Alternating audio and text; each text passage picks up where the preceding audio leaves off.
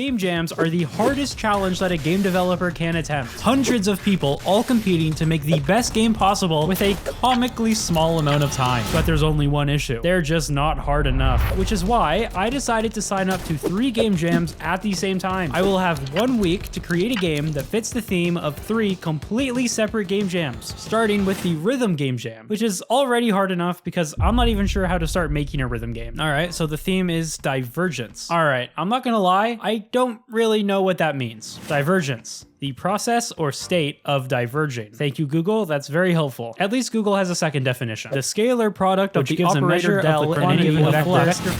What? So now that I definitely know what divergence is, I can come up with an idea that perfectly fits this theme because I definitely know what the theme is. So here's the idea. The game will be an FPS game because I feel like suffering even more. Each shot from your gun needs to be on the beat. But here's the twist. You can bring out a second gun to shoot twice on the same beat. It fits the theme because you're diverging 1 shot into 2 shots. If that's not divergence, I don't know what is. I also don't know what divergence is, but that doesn't matter. After coming up with this idea, I created a new Unity project and set up some basic first-person movement. Before I get to making the rhythm part of the game, I want to make the shooting part of the game, mostly because I don't know how to make the rhythm part of the game, so I just want to do the easy part first. The hard part is a problem for the future. So I started by making a model for the shotgun and a model for a hand. You might be wondering, why would I need a model for a hand? Well, you see, the hand holds the shotgun. Okay, hold might have been the wrong word. It's more of a, fondle. So, to stop the hand from fondling the shotgun, I need to make a holding animation, which should be pretty easy. I mean, the last hand animation I made turned out pretty good, so I don't see what could go wrong. So here's the animation. As you can see, it's perfect. There is absolutely nothing wrong with this at all, as long as you overlook the few broken fingers behind the shotgun, but it's fine. I mean, it's not like you can see them anyway, so I don't really see this as a problem. If anything, this is just inclusivity for all the people with 3 broken fingers. If you're watching this video with 3 broken fingers, leave a comment and let me know. Actually, I don't know if that's even possible, you know, with the 3 broken fingers. So next, I just need to make the shotgun actually shoot. So I just used some more of my expert animation skills and created this shooting animation.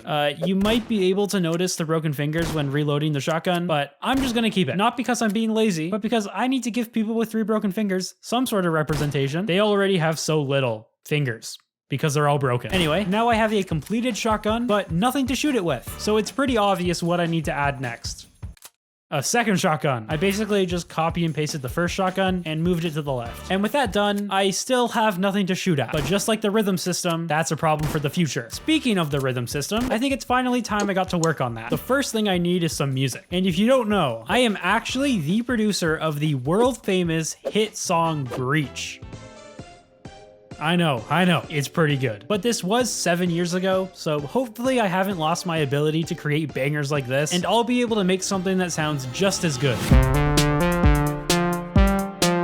Never mind, that was not very good. So it's clear that I'm a little bit rusty when it comes to music production, so making my own song is off the table, which leaves me with only one option. Theft. The song I decided to steal is Evil by Context Sensitive, so go check him out. I technically don't have permission to use the song, so just don't let him know that I sent you. I don't really want to be sued. Anyway, now that I've got the song, I just need to make a rhythm system, except I don't really know how to. Luckily, B3AGS has already made a really great tutorial on how to sync your game to the beat. Basically, you can just calculate the BPM of the song and then trigger a function on each beat. So it's actually pretty simple. On each beat of the song, I can just trigger a function that spawns a beat that you need to hit. Then I just gave each beat an animation and a timer, and if you hit it at the right time, you get a successful hit, and if you don't, you miss. You can also get a perfect hit if you're really accurate. And I guess that's the rhythm system done. That was a lot easier than I thought it would be. And it's all thanks to the great tutorial from B3AGS. Actually, maybe that's supposed to be Bags. And with the rhythm system done, I think I'm gonna move on to the second game jam. Mostly because I've already used half of my time on just the first jam. Don't ask me how, I don't really know. The second jam is the Bracky's jam. Bracky's might be gone, but his game jam is not. What's behind the door? I can make that work. I don't have a level yet.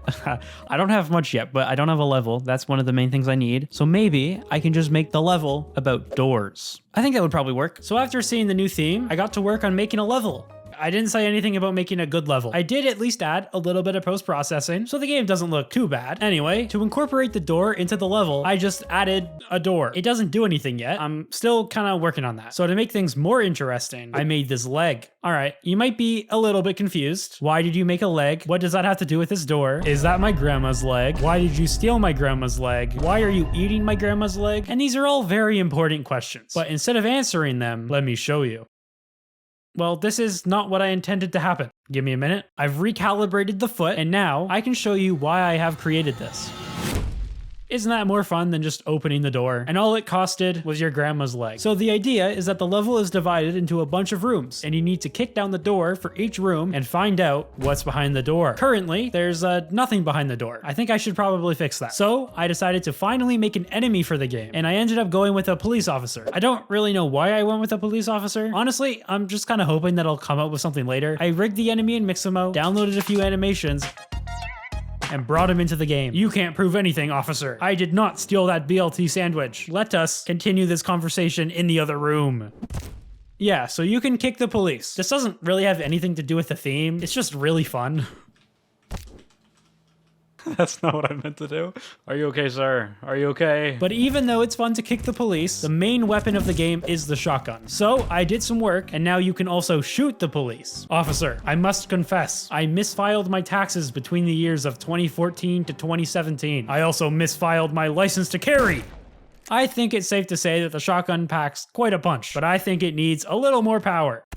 Much better. And with that done, it's time to work on something a little more important. Interior decorating. So, I made a table and there's a chair. Why did I decide to do this? Well, let me show you. Officer, you're looking a little bit sick. Why don't you step outside and get some chair?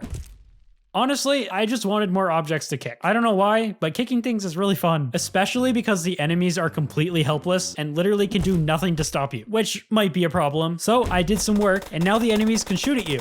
They can't actually damage you, but I think that makes the player feel more powerful. Also, it means that I have more time to actually make a level because my time is getting dangerously low. So I started working on the level and I made 2 more rooms. Yeah, it is small, but you get about 10 seconds of gameplay from it. I'll admit, there's still a lot of work to do, but for now, I need to move on to the final jam. I'll just have to deal with the level later. The third and final game jam that I'll be participating in is the Godot Wild Jam. Yes, it is a jam for the Godot game engine, and I'm using Unity, so technically I am breaking the rules, but I'm only submitting my game to the first game jam, so it should be fine. The theme for this jam is escape. Since the game's enemy is the police, and I don't really have a reason for that yet, I want to make the game about escaping from the police. So I changed the starting room into a jail cell and added a guard. And I know what you're thinking, something is visually off with his jail cell. Something pretty obvious. The guard is inside the cell instead of guarding it from the outside. That's definitely the only visual problem with his jail cell. But the reason the guard is inside the cell is so that you can kick him, steal his shotgun, and escape your jail cell. And then after that, you can rampage through the police station. Or what is supposed to be a police station. I'll admit, it doesn't really look like one, except for the jail cell. That is a very realistic rendition. So I decided to spend some time to completely overhaul the graphics in the level. I added a desk with a computer and some filing cabinets.